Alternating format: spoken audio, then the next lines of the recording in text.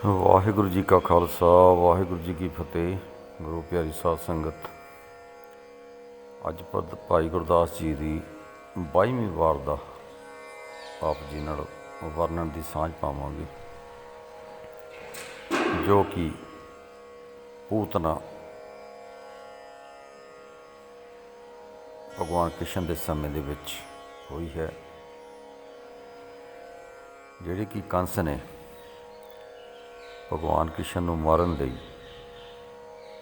ਭੇਜੀ ਸੀ ਬ੍ਰਿੰਦਾਵਨ ਦੇ ਵਿੱਚ। ਉਹਦਾ ਜ਼ਿਕਰ ਭਾਈ ਗੁਰਦਾਸ ਜੀ ਇਸ ਤਰ੍ਹਾਂ ਕਰਦੇ ਹਨ। ਆਈ ਪਾਪਣ ਪੂਤਨਾ ਦੋਹੀਂ ਥਣੀ ਬੇਹੁਲਾਏ ਬਹੇਲੀ, ਆਏ ਬੈਠੀ ਪਰਿਵਾਰ ਵਿੱਚ ਨੇਹੋਂ ਲਾਏ ਨਵਹਾਣ ਨਵੇਲੀ। ਆਈ ਪਾਪਣ ਪੂਤਨਾ ਦੋਹੀਂ ਥਣੀ ਬੋਲਾਏ ਬਹੇਲੀ। ਦੋਨੇ ਆਪਣੇ ਥਣਾਂ ਨੂੰ, ਦੁੱਧਾਂ ਨੂੰ ਜ਼ਹਿਰ ਲਾ ਕੇ ਬ੍ਰਿੰਦਾਵਨ ਦੇ ਵਿੱਚ ਆਈ, ਅਤੇ ਬ੍ਰਿੰਦਾਵਨ ਦੇ ਵਿੱਚ ਆ ਕੇ ਉਸਨੇ ਭਗਵਾਨ ਕ੍ਰਿਸ਼ਨ ਦੀ ਮਾਤਾ ਕੋਲੋਂ ਗੱਲਾਂ ਵਿੱਚ ਹੀ ਭਗਵਾਨ ਕ੍ਰਿਸ਼ਨ ਨੂੰ ਆਪਣੀ ਗੋਦੀ ਵਿੱਚ ਉਠਾ ਲਿਆ ਅਤੇ ਲਾਡ ਪਿਆਰ ਕਰਨ ਲੱਗੀ, ਅਤੇ ਨਾਲ ਹੀ ਆਪਣੇ ਥਣ ਭਗਵਾਨ ਕ੍ਰਿਸ਼ਨ ਦੇ ਮੂੰਹ ਦੇ ਵਿੱਚ ਪਾ ਦਿੱਤੇ, ਤਾਂ ਕਿ ਇਹ ਜ਼ਹਿਰ ਜਿਹੜੀ ਇਸ ਦੇ ਅੰਦਰ ਚਲ ਜਾਵੇ ਅਤੇ ਮਰ ਜਾਵੇ। ਆਏ ਬੈਠੀ ਪਰਿਵਾਰ ਵਿੱਚ ਨੇਹੋਂ ਲਾਏ ਨਵਹਾਣ ਨਵੇਲੀ। ਪਰਿਵਾਰ ਦੇ ਵਿੱਚ ਆ ਕੇ ਬੈਠ ਗਈ ਅਤੇ ਨੇਹੋਂ ਪਿਆਰ ਦੇ ਨਾਲ ਭਗਵਾਨ ਕ੍ਰਿਸ਼ਨ ਨੂੰ ਆਪਣੀ ਗੋਦੀ ਦੇ ਵਿੱਚ ਉਠਾ ਲਿਆ। ਕੁੱਛੜ ਲਏ ਗੋਬਿੰਦ ਰਾਏ ਕਰ ਚੇਟਕ ਚਤਰੰਗ ਮਹੇਲੀ।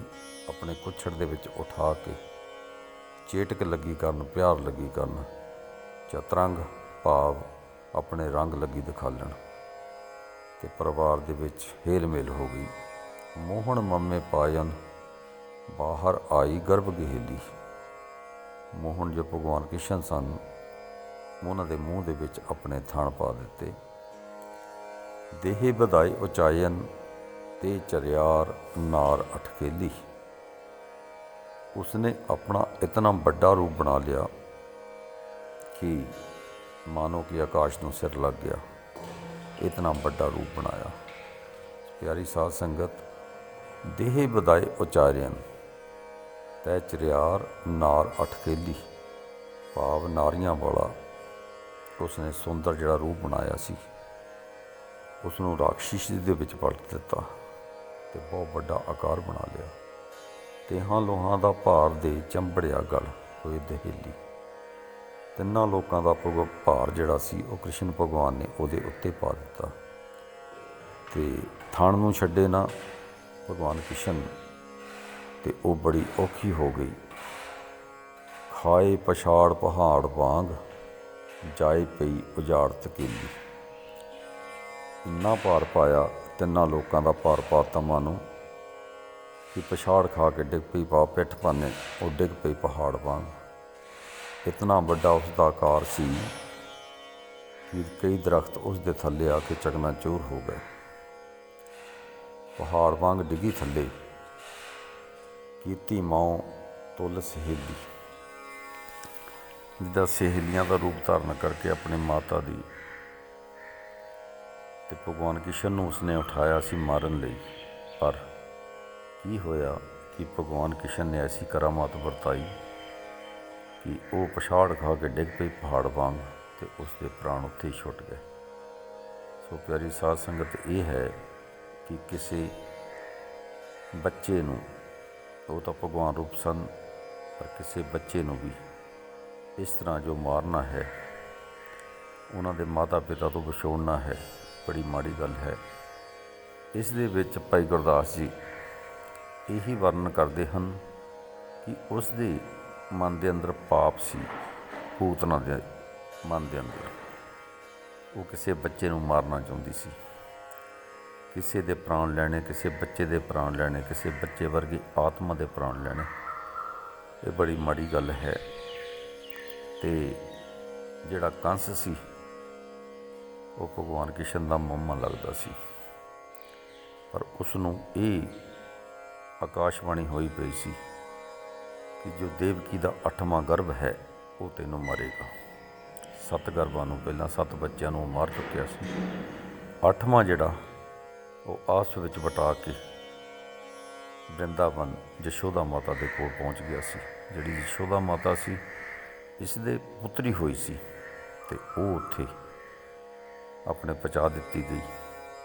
ਜੋ ਵਸੂਦੇਵ ਜੀ ਸਨ, ਭਗਵਾਨ ਕ੍ਰਿਸ਼ਨ ਨੂੰ ਟੋਕਰੀ ਦੇ ਵਿੱਚ ਪਾ ਕੇ ਬ੍ਰਿੰਦਾਵਨ ਛੱਡ ਗਏ ਅਤੇ ਬ੍ਰਿੰਦਾਵਨ ਤੋਂ ਉਹ ਜਿਹੜੀ ਪੈਦਾ ਹੋਈ ਸੀ ਬੇਟੀ, ਉਹਨੂੰ ਟੋਕਰੀ ਦੇ ਵਿੱਚ ਪਾ ਕੇ ਲੈ ਗਏ ਉੱਥੇ। ਤਾਂ ਜਦੋਂ ਪਾਪੀ ਕੰਸ ਨੂੰ ਪਤਾ ਲੱਗਿਆ ਕਿ ਕੋਈ ਪੈਦਾ ਹੋਇਆ ਹੈ, ਅਤੇ ਜਦੋਂ ਉਹਨੇ ਆ ਕੇ ਦੇਖਿਆ ਕਿ ਬੇਟੀ ਪੈਦਾ ਹੋਈ ਹੈ, ਹੱਥ ਦੇ ਵਿੱਚ ਲੈ ਕੇ ਉਸ ਨੂੰ ਕੰਧ ਦੇ ਵਿੱਚ ਜਦੋਂ ਮਾਰਿਆ ਅਤੇ ਉਹ ਅਸ਼ਟਪੁਦੀ ਦੇਵੀ ਬਣ ਕੇ ਆਕਾਸ਼ ਦੇ ਵਿੱਚ ਪ੍ਰਗਟ ਹੋ ਗਈ।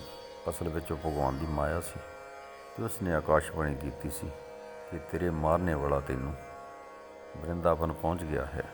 ਜੇ ਤੇਰੇ ਵਿੱਚ ਸ਼ਕਤੀ ਹੈ ਤਾਂ ਉਸ ਨੂੰ ਮਾਰ, ਮੈਨੂੰ ਮਾਰ ਕੇ ਤੈਨੂੰ ਕੀ ਮਿਲਣਾ ਹੈ। ਨਾ ਤੂੰ ਮੈਨੂੰ ਮਾਰ ਸਕਦਾ ਹੈ, ਨਾ ਤੂੰ ਉਸ ਨੂੰ ਮਾਰ ਸਕਦਾ ਹੈ। ਇਸ ਕਰਕੇ ਜਿਹੜਾ ਕੰਸ ਸੀ ਵਾਰ-ਵਾਰ ਰਾਖਸ਼ਾਂ ਨੂੰ ਉੱਥੇ ਭੇਜਦਾ ਸੀ ਕਿ ਉਸ ਬੱਚੇ ਨੂੰ ਜਾ ਕੇ ਮਾਰ ਦੇਵੋ ਜਿਹੜਾ ਮੇਰਾ ਕਾਲ ਹੈ। ਪਰ ਅੰਤ ਵਿੱਚ ਉਹੀ ਹੋਇਆ ਜਿਹੜੀ ਆਕਾਸ਼ਬਾਣੀ ਹੋਈ ਸੀ। ਜਦੋਂ ਭਗਵਾਨ ਕ੍ਰਿਸ਼ਨ ਮਥੁਰਾ ਦੇ ਵਿੱਚ ਗਏ ਅਤੇ ਯੁੱਧ ਕੀਤਾ, ਉਹਦੇ ਜੋ ਪਹਿਲਵਾਨ ਸਨ ਅਖਾੜੇ ਦੇ ਵਿੱਚ, ਅਤੇ ਉੱਥੇ ਜਦੋਂ ਕੰਸ ਬੈਠਾ ਸੀ ਉੱਚੇ ਅਖਾੜੇ ਦੇ ਵਿੱਚ, ਉੱਚੇ ਸਿੰਘਾਸਣ ਦੇ ਉੱਤੇ, ਤਾਂ ਉੱਥੋਂ ਉਸ ਨੂੰ ਚੋਟੀ ਤੋਂ ਪਕੜ ਕੇ ਭਗਵਾਨ ਕ੍ਰਿਸ਼ਨ ਨੇ ਥੱਲੇ ਲਾ ਕੇ ਐਸਾ ਘਸੀਟਿਆ ਕਿ ਉਸ ਦੀ ਮੌਤ ਹੋ ਗਈ।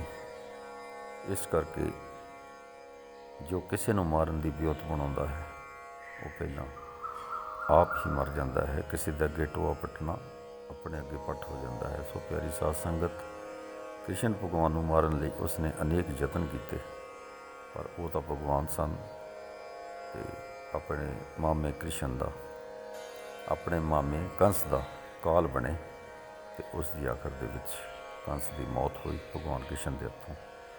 ਸੋ ਇਹ ਪਾਪਣ ਪੂਤਨਾ ਨੂੰ ਕੰਸ ਨੇ ਬ੍ਰਿੰਦਾਵਨ ਦੇ ਵਿੱਚ ਭੇਜਿਆ ਸੀ, ਜਿਹੜੀ ਕਿ ਭਗਵਾਨ ਕ੍ਰਿਸ਼ਨ ਦੇ ਹੱਥੋਂ ਉਸ ਦੀ ਮੌਤ ਹੋਈ। ਵਾਹਿਗੁਰੂ ਜੀ ਕਾ ਖਾਲਸਾ, ਵਾਹਿਗੁਰੂ ਜੀ ਕੀ ਫਤਿਹ।